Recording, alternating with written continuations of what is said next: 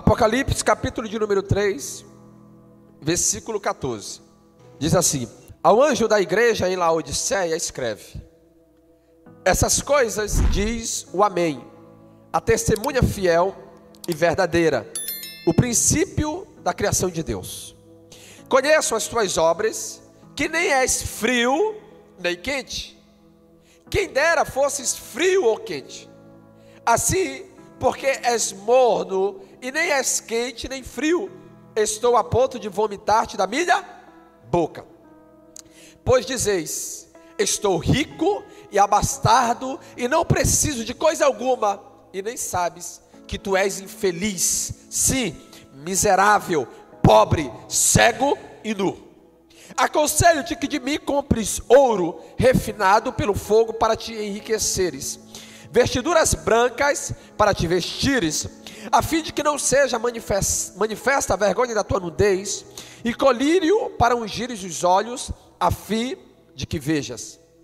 Eu repreendo e disciplino a quantos amo. Se pois zeloso e arrepende-te. Eis que estou à porta e bato. Se alguém ouvir a minha voz e abrir a porta, entrarei em sua casa, cearei com ele e ele comigo. Ao vencedor, dar-lhe-ei sentar-se comigo no meu trono, assim como também eu venci e me sentei com meu Pai no seu trono. Quem tem ouvidos, ouça o que o Espírito diz às igrejas. Feche seus olhos. Espírito Santo, que nessa noite os nossos ouvidos, nosso espírito, nossa alma e nosso coração estejam cativos à tua voz e às tuas poderosas revelações. Nós queremos mergulhar em águas profundas, e eu te peço, meu Pai, em nome de Jesus, que haja, meu Deus, agora uma batalha no mundo espiritual, aonde espíritos ministradores, anjos estejam batalhando para guardar esse lugar, para que a semente que será semeada não seja roubada por demônios. Em nome de Jesus, blinda os nossos corações, os nossos ouvidos, e que toda preocupação externa, toda preocupação diabólica não tenha poder de nos atrair para distante da tua voz, porque a tua palavra diz: quando ouvirdes a voz do Espírito Santo, não endureçais o vosso coração. Nós queremos ter o nosso coração nessa noite disponível a ouvir a tua palavra, que tem o poder de trazer libertação e cura, em nome de Jesus. Obrigado e amém. Se aceite com muito carinho.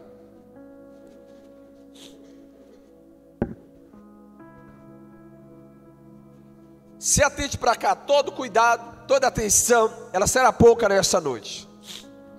Apocalipse, capítulo de número 3, no versículo 14, é a última carta, a última igreja de Laodiceia. Então nós temos quantas igrejas? Nós temos 7 igrejas. A primeira igreja, Éfeso. A segunda igreja, ou a segunda carta, a Esmina. Depois Pérgamo. Depois Tiatira. Depois Sardes, Filadélfia e Laodiceia. Alguns historiadores da Bíblia acreditam que cada carta a cada uma dessas igrejas significa um tempo. Então, a primeira igreja de Éfeso era o primeiro tipo da igreja depois de Cristo ressuscitado. Aí você tem a primeira, segunda, terceira, quarta, quinta, sexta e a sétima igreja. Esta sétima igreja de Laodiceia, muitos historiadores acreditam, muitos teólogos, muitos biblistas acreditam que é o último tempo da igreja na terra antes do arrebatamento. Então, o Senhor Jesus envia esta carta para essa igreja. Você vai começar hoje a perceber o quanto que essa carta ela apresenta muito dos nossos dias atuais. E ela começa dizendo assim: antes do arrebatamento, talvez esta seja a última igreja. É esta igreja atual que nós hoje estamos enxergando e inseridos nela. Ao anjo da igreja de Laodiceia, ou seja, ao pastor, ao líder dessa igreja, escreve: essas coisas diz o Amém, a testemunha fiel e a verdadeira, o princípio da criação. Conheço as tuas obras, que nem és frio nem quente. Parece com a igreja de hoje? Uma igreja que não se define, uma igreja que nem é fria e ela nem é quente, e se incomoda a Deus. E por que incomoda? Porque nós precisamos nos posicionar em relação àquilo que é a vontade de Deus. em relação àquilo que é inegociável. Ou você é quente, ou seja, ou você é cheio do Espírito Santo, ou você é frio, você abre mão daquilo que o Espírito Santo tem para nossas vidas. E aí ele continua: nem frio, nem quente. Quem dera fosses frio ou quente, ou seja, eu gostaria que você tomasse uma posição. Eu gostaria que você decidisse: ou você é do fogo, ou você é do gelo. Ou você é daqueles que crê no milagre, na libertação, na cura, ou você é daquele que não crê em nada disso e nem vive. Parece muito com a igreja de hoje. Versículo 16: assim porque és morno, e nem és quente nem frio, estou a ponto de vomitar-te da minha boca. A primeira coisa que nós precisamos entender: o que mais incomoda a Deus, além de não ser quente nem frio, é o morno. Porque o morno, ela é aquela pessoa indiferente. A pior coisa que tem é lidar com o indiferente.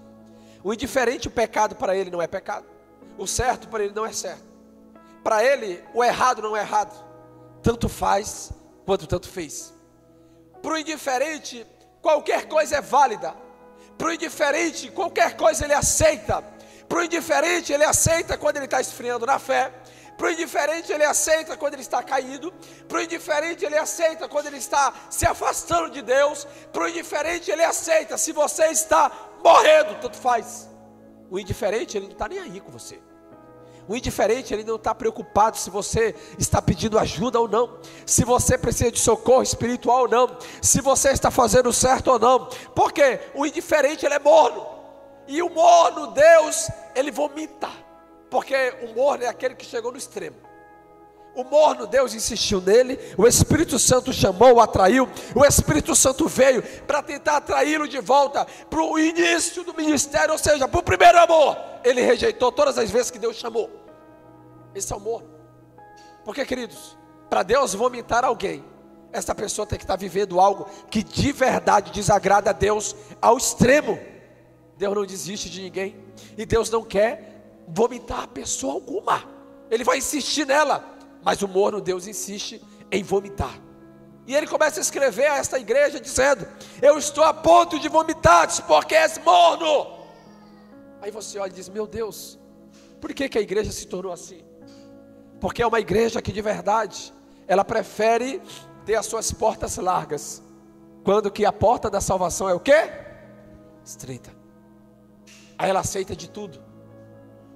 A igreja morna é indiferente, ela aceita tudo. Está tudo bem. Ela não condena mais o pecado, ela não condena mais aquilo que vai desagradar a Deus. Para ela tanto faz quanto tanto fez.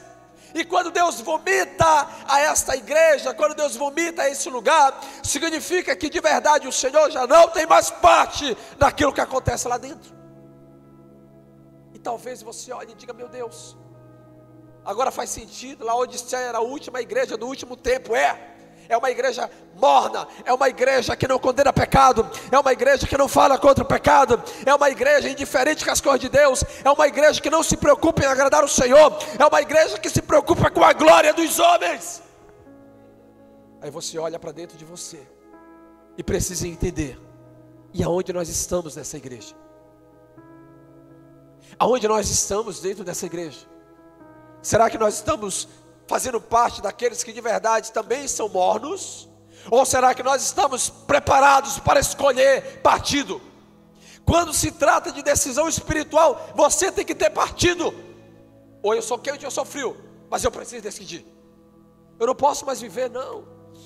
Tanto faz, não tem problema nenhum. Não, Deus ama a todos. Lógico, queridos, Deus sempre vai amar a todos. Mas Deus, nunca esqueça, as pessoas começaram nesse último tempo a dizer assim: mas Jesus é amor. Mas elas esquecem de algo: o mesmo Jesus que vai te levar para o céu é o mesmo que vai te condenar ao inferno. Você olha e diz: meu Deus, como ele é mau. Não, ele é justo. Porque se Deus, ele simplesmente, ele chamasse você apenas para o céu e negligenciasse o inferno, que foi criado para Satanás. O inferno não foi criado para o homem, mas os homens que seguem a Satanás e vivem para Satanás terão que ir para o mesmo caminho que Satanás vai, o mesmo destino. Mas a igreja que nós fazemos parte é a igreja quente e crente, diga glória a Deus. É a igreja que escolheu o partido, é a igreja que escolheu a quem caminhar, do lado de quem andar, é a igreja que de verdade está ansiando pela presença. Maranata, Maranata, a igreja que quer viver o avivamento, o mover de Deus, a igreja que vive o sobrenatural de Deus, é a igreja quente. Ela escolheu um lugar para ir, queridos, desde o dia em que nós iniciamos isso, Deus tem feito milagre nesse lugar, Deus tem confirmado através de cada um que aqui está. Por quê? Porque escolhemos ser quente, escolhemos a quem de verdade nós vamos servir. E aí, tem um detalhe muito grande que nós precisamos entender. Versículo 17. Todo morno, ele tem uma característica, ele se auto-engana. Todo morno, ele acredita estar vivendo algo que não está. Olha, pois dizeis, estou rico, abastado, e não preciso de coisa alguma. Todo morno pensa assim: eu não preciso de Deus, eu não preciso de igreja. Igreja? Para que ir para a igreja? Não, eu não vou para a igreja. Eu preciso viver a minha vida, eu tenho muito tempo para curtir, eu tenho muita coisa para poder viver, não precisa de igreja. O morno, ele nunca olha para o outro acreditando que de verdade o Senhor tem algo para ele. Ele sempre olha para o outro acreditando ser o melhor, acreditando ser o privilegiado, acreditando que pelo fato de orar ele acaba caindo na síndrome de Elias. Qual é a síndrome de Elias? Uma certa vez, o profeta Elias olha para Deus e comete um grande erro. Ele diz assim: Senhor, eu sou o único que restou. Eu sou o único que restou dos profetas. Todos morreram. O Senhor olha para ele e diz assim: eu ainda tenho 7.000 que não se dobraram diante de Baal. Nunca se ache a última bolacha do pacote. Nunca se acha que você ou eu somos os melhores, ou somos os que mais oram, os que mais buscam. Sempre Deus tem alguém. Uma certa vez o Senhor aparece ao apóstolo Paulo e diz assim: olha, eu tenho muitos nessa cidade. O Senhor tem homens e mulheres que são remanescentes, que não se venderam, que não se deixaram envolver, homens e mulheres que estão lá com o joelho no chão, buscando a presença do Senhor, homens e mulheres que estão esperando a volta do Messias, homens e mulheres que de verdade não estão se contaminando. Agora tem um detalhe: por que que esses são as minorias, são a minoria? Porque de verdade, quando você olha para dentro de si, você precisa entender algo. Não espere que alguém ore por você, não espere que alguém fuja de Satanás por você. Quando a Bíblia diz resistir ao diabo e ele fugirá de vós, resistir, está falando de mim e de você. Resistir, não está dizendo eu vou resistir por você. Não, é você que resiste.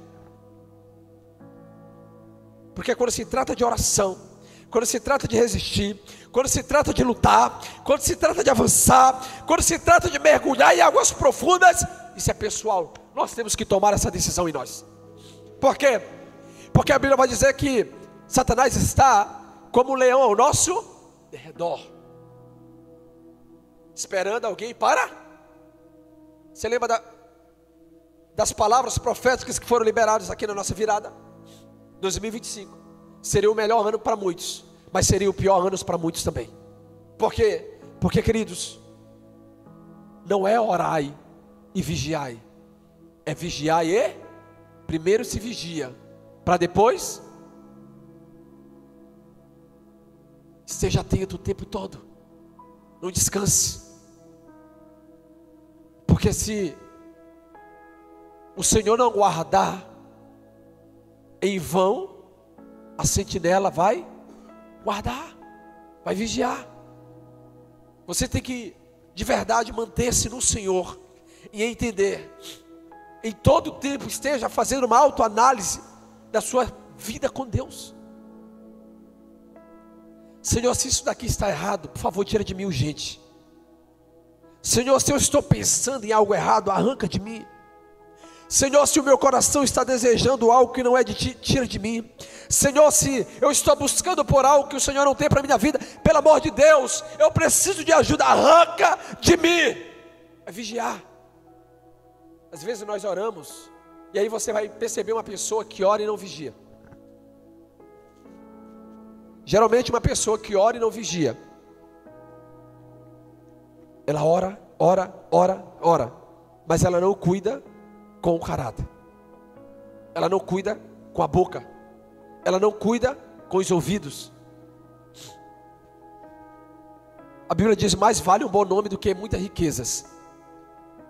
Você tem junto comigo que cuidar, que de verdade as pessoas elas não estão preocupadas com o seu acerto. Ninguém está preocupado com os seus acertos. Você pode passar a vida inteira acertando, você pode passar a vida inteira dando bom testemunho, mas no dia que você cometer um erro, todos apontarão o dedo para você, e você será lembrado pelo resto da vida pelo erro. Nunca esqueça isso. E às vezes nós estamos tão ocupados com outras coisas, esquecemos de parar. E agora tem algo que eu estou praticando em 2025. Eu já praticava em alguns anos atrás, mas agora com uma consciência melhor. Qual é o maior inimigo da oração? Não é não orar.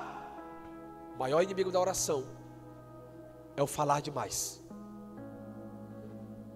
Porque na oração você tem que parar para meditar, para ficar em silêncio. E às vezes nós oramos por horas, e durante horas o que mais fazemos é falar, e mentimos da oração. Sabia, Carol?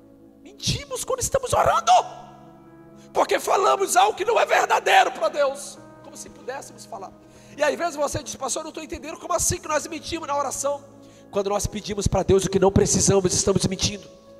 Quando nós falamos algo para Deus que não é verdadeiro, quando nós começamos a fazer afirmações que Deus sabe que não é verdade, é mentira. Quando deveríamos nos sentar diante do Senhor, falarmos aquilo que é necessário, ou seja, adorá-lo, oferecer a Ele o verdadeiro louvor, mas parar para entender o que Tiago estava dizendo: seja pois homem pronto para ouvir, tardio para falar e tardio para se irar. É tempo de nós estarmos prontos para ouvir o Senhor, e é tempo de nós estarmos tardio para falar. Ouça mais a Deus e fale menos, porque achamos que pelo muito falar Deus nos ouve, e o Senhor Jesus condena isso quando Ele fala a respeito dos fariseus, porque eles acreditavam que pelo muito orar Deus iria ouvi-los. E aí uma certa vez sobe 2 homens para orar, e a Bíblia diz que desses 2 homens, um olha para aquele que estava do lado, que era o publicano, pecador, e diz assim: Senhor, eu faço as minhas orações, eu jejuo 2 vezes por semana, eu dou meu dízimo, eu não sou como esse daí. E a Bíblia diz que o outro simplesmente olhava, o outro simplesmente não se achava digno de olhar para os céus, e só batia no peito dizendo: tem misericórdia de mim, tem misericórdia de mim, Senhor. E Jesus pergunta: qual dos 2 desceu justificado? Era aquele que não se achava digno de olhar para os céus, mas o outro que se achava bom, o outro que se achava a última bolacha do pacote, o outro que achava que era o melhor, o mais agraciado por Deus, não alcançou o favor de Deus. Vigiai e orai.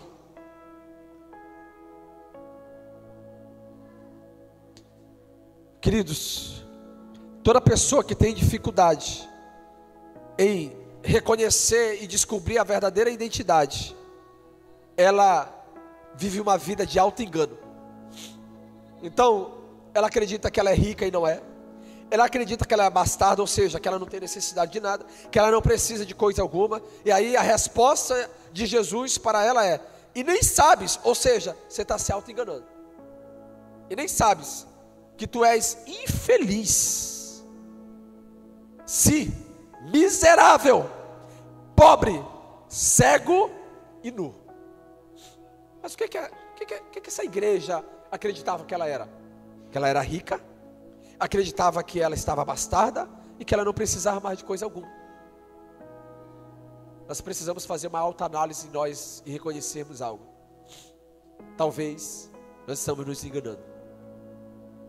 Estamos acreditando que não há necessidade mais de pedir socorro, de oração, de buscar o Senhor, de ter o Senhor como a prioridade na sua vida, o Evangelho como prioridade. Querido, você e eu não temos desculpa para não lermos a Bíblia, pelo menos por 5 minutos.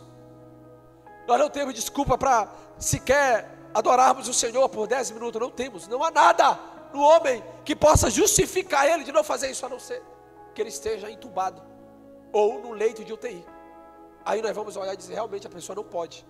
Mas você tem saúde, você tem olhos, você tem ouvidos, você tem boca, você tem tempo. Então administre o seu tempo e tire um tempinho para poder estar com o Senhor e buscar. Os dias são maus e nós não podemos fazer parte da igreja morna, senão Deus vai nos vomitar. Precisamos fazer parte da igreja quente, da igreja avivada, da igreja que busca a presença, da igreja que busca a face do Senhor, da igreja que de verdade deseja encontrar com o Senhor. Essa igreja, nós precisamos fazer parte dela. Versículo 18: aconselho-te que de mim compres ouro refinado pelo fogo, para te enriqueceres. Ou seja, a tua riqueza não tem valor nenhum. Você quer ser rica? Compra de mim ouro refinado no fogo. Sabe o que isso significa? Jesus está dizendo àquela igreja o seguinte: a tua riqueza ela não passou pelo fogo. Tudo em nós que não passa pelo fogo não tem valor. Nunca esqueça isso aqui. Por quê? Porque quando João Batista olha e diz: eis o Cordeiro de Deus que tira o pecado do mundo. E aí de repente ele diz: eu não sou digno de desatar a correia das sandálias. E aí em outro momento ele olha e diz assim: lá vem o Cordeiro de Deus. E aí ele começa a dizer: eu vos batizo com água, mas virá aquele que vos batizará com o Espírito Santo e com fogo. O batismo com fogo é para tirar toda a impureza, toda a imundícia, tudo aquilo que dentro de nós está nos afastando de Deus. Ou seja, compre ouro, compre riquezas que de verdade foram refinadas no fogo. E essas riquezas são diferentes, porque essas riquezas foram provadas. Essas riquezas elas foram provadas pelo fogo do Espírito. Elas não vão te afastar de Deus. A riqueza que vem e passa pelo fogo do Espírito, ela não te afasta de Deus, porque primeiro ela trata o meu e o seu caráter. Você quer comprar alguma coisa de alguém? Compre do Senhor. Senhor, eu sou disposto a comprar aquilo que foi refinado no fogo. Casamento refinado no fogo, vida pessoal refinada no fogo, vestes refinada no fogo, oração refinada no fogo, vida com Deus refinada no fogo. Isso vai fazer uma grande diferença na sua vida. Quando não é refinado no fogo, você não consegue separar. Ou seja, tudo é bom, é indiferente, é o morno. Você literalmente tem algo que para Deus não tem valor nenhum. Perceba que Deus está condenando a igreja, está dizendo para ela que ela é infeliz, ela é pobre, ela está nua, dizendo: a riqueza que você tem não serve de nada, porque ela não passou pelo forjado do fogo. Ela não passou. Pegue a si mesmo e lance no fogo para você ver a diferença. Pega você e diga assim: Senhor, estou me lançando no fogo agora. Pode queimar, mas sabe por que não fazemos isso? Porque ser queimado pelo fogo do Espírito expõe tudo aquilo que está guardado dentro de nós. Toda a impureza dos olhos, da mente, do coração, dos ouvidos, da boca. Expõe. Expõe. E ninguém quer. Ninguém quer, queridos. É melhor nós começarmos a conviver e sermos auto-enganadores de nós mesmos. Começar a igreja. Não, eu não preciso. Eu? Orar? Para que orar? Para que orar? Não preciso de oração. Eu estou tão bem. Deus tem me abençoado. Deus tem feito coisas tão poderosas na minha vida. Não preciso de oração. Essa foi a queda de muitos e será a queda de muitos ainda. Homens que caíram porque deixaram a oração. Mulheres que se perderam porque deixaram o relacionamento com Deus. Queridos, Deus, entenda algo, nunca esqueça disso. Existem 2 palavras na Bíblia traduzidas por glória. A primeira palavra está em Isaías, capítulo de número 48, obrigado Espírito Santo, versículo 8, 42, versículo 8. Isaías 42, versículo 8 diz que o Senhor não divide a sua glória com ninguém. A palavra glória ali ela é kavod, é a glória de um Deus que Ele não divide, por quê? Porque a Ele seja dado louvor, a adoração, a glória, ou seja, essa glória pertence ao Deus que não pode dividir com ninguém, porque ninguém tem o poder de criar como Deus, ninguém tem o poder de fazer o que Deus faz, ninguém tem o poder de gerar o que somente Ele gera, ou seja, o poder da glória, daquele que recebe a adoração literalmente, é a glória de Deus, é o kavod, é o que Deus é, a glória de Deus é o que Deus é. Agora quando você vai para João, capítulo de número 17, versículo 5, na oração de Jesus, Jesus olha e diz assim: da glória que eu tinha contigo, eu dou a eles. Aí você olha e diz, a Bíblia está se contradizendo, porque se Isaías 42, ele diz que não divide a glória dele com ninguém, e agora o próprio Jesus em João 17 está dizendo, da glória que eu recebi de ti, que eu tinha, e agora eu dou para eles. Que glória é essa? Porque no Antigo Testamento a glória é kavod, como eu expliquei para você, é a glória de opinião, ou seja, é a glória de quem Ele é. Agora a glória de João 17 muda, porque ali já não é mais kavod, ali é doxa. E a palavra doxa significa opinião. Sabe o que Jesus está dizendo? Ele está dizendo assim: da opinião que eu tinha contigo, agora eu dou a eles. A pergunta é: qual a opinião que o Senhor tem a nosso respeito? Eis o meu filho amado. Só existe duas pessoas que Deus dá testemunho na Bíblia. O primeiro é Jó, quando Satanás chega diante de Jó, e o Senhor diz, tem visto meu servo Jó, homem íntegro, temente a Deus, que não se desvia do mal. E o outro é o nosso Senhor e Salvador Jesus Cristo, quando ele está no Jordão sendo batizado, eis que se abre os céus, e veio uma voz dizendo, esse é o meu filho amado, em quem eu me comprazo, esse é o meu filho amado. Aí o pai está dizendo, esse filho é amado, eu me alegro nele, eu me comprazo nele. Agora, qual a opinião que Deus tem a meu e ao seu respeito? Qual é a opinião que Deus tem ao nosso respeito? Será que Ele olha para mim e para você e diz assim, minha filha Maria, mulher que ora, mulher que se afasta de toda iniquidade, mulher que busca, mulher que trata bem seu casamento, seu esposo, marido que trata sua esposa, trata bem a sua casa, que me adora, que me busca, que não se envolve com o mal? Ou será que o Senhor olha e diz assim, esta mulher, esse homem, a opinião que eu tenho em relação a ela, em relação a ele, é que é uma pessoa que não perde a oportunidade de fofocar, de mentir, de se afastar dos meus caminhos. É uma pessoa que quando recebe algo, esquece quem eu sou, esquece da casa, da família. Esta pessoa vai ter a opinião que de verdade ela gera. Então a opinião que Deus tem ao nosso respeito tem que fazer sentido para nós. Ou será que não? Você sabe qual é o problema? Nós nos preocupamos mais com a opinião dos homens do que com a opinião de Deus. Você se preocupa se você vai vestir uma roupa. Queridos, se atente. Eu vou primeiro explicar para você não me entender mal. Nós nos preocupamos com o celular que usamos, com a roupa que usamos, com o sapato que calçamos e aonde moramos. Eu te aconselho até essa preocupação, sim, porque filho de Deus dá um testemunho pelo seu estilo de vida. Agora, às vezes a opinião das pessoas é mais importante do que o que Deus pensa de você. E eu tenho que me primeiro preocupar, qual é a opinião que Deus tem a meu respeito. Aí depois eu olho e entendo que a opinião das pessoas é segundo aquilo que elas acreditam ser bom. Mas nem tudo que os homens acreditam ser bom é o que Deus pensa. Tem homens que vão achar que bom é de verdade você ter 10 mulheres. Deus nunca aprovou isso. Tem homens que vão achar que o bom é você ter o seu trabalho e ao mesmo tempo você conseguir ganhar dinheiro de uma forma iníqua. Deus nunca vai aprovar isso. Mas a opinião das pessoas, o que nós temos hoje, são pessoas vivendo com dinheiro que não é seu, vivendo com a mulher que não é sua. Você vai ver pessoas hoje vivendo com status que não existe, e a internet provoca isso, não é? Você vê às vezes a pessoa com o carro, não é dela, é alugado.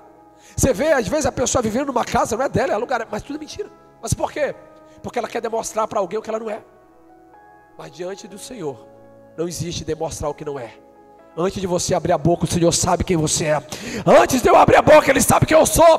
Antes de eu falar qualquer coisa, Ele sabe que é mentira ou verdade. E aí a pergunta é: o que mais vale? A opinião de Deus ou dos homens? A de Deus.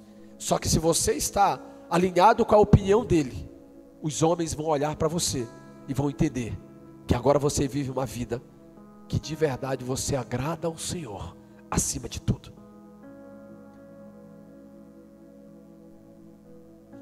Continuando o texto.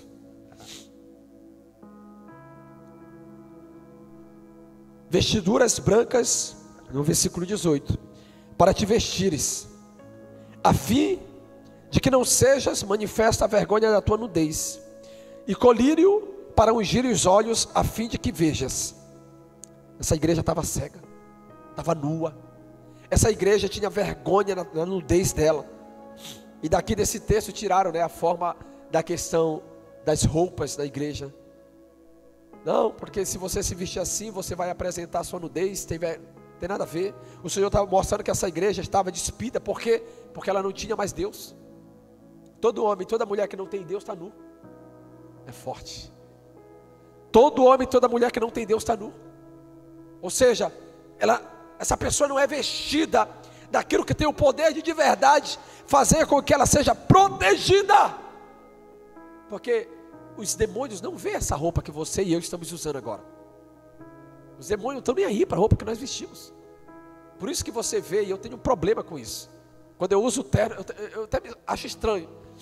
Porque o crente bota o terno, bota a gravata, bota o sapato, a Bíblia debaixo do braço. Ele vai andando, ele jura que Satanás está com medo por causa da roupa dele.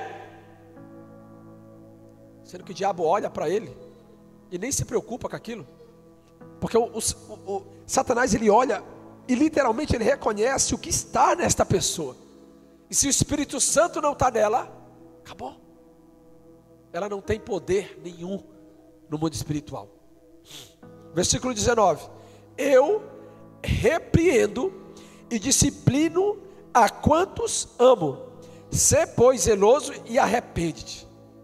Você lembra do que nós falamos há algum tempo atrás? O problema do perdão, do pedido de desculpa, é que geralmente o perdão e a desculpa para Deus, ele é simplesmente para curar remorso. Deus nunca nos chamou para nos arrepender, para pedirmos perdão.